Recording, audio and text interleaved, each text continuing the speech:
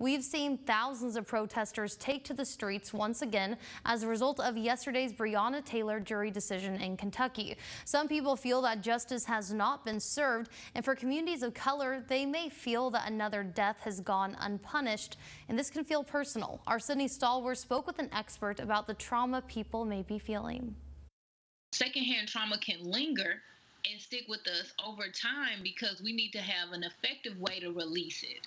And so it's definitely important that we're mindful if we start to experience that secondhand trauma by viewing different traumatic events. Only one of the 3 officers involved in the Breonna Taylor case was indicted, but not for her death. He was charged with first-degree wanton endangerment charges for endangering her neighbors. This means no one was charged directly for the 26-year-old's death. To be able to see something so tragic again, it can definitely bring feelings of anger, frustration, and disappointment.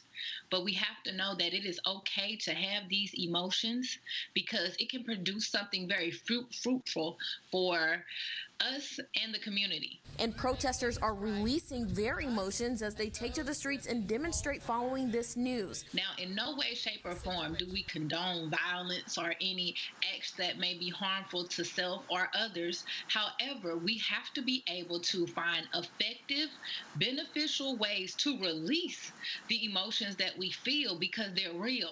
Vega says having some tough conversations with the people you love or even those who disagree with you might be one step forward in healing. Unfortunately, psychotherapist Monretta Vega and I had to have a similar conversation on the traumas that come with watching people's last moments of life caught on camera following the killing of George Floyd back in May. She gives us more information on how these traumas linger in our community. You can find that on rocketcitynow.com. Pitting the Valley First, Sydney Stalwart, WZDX News.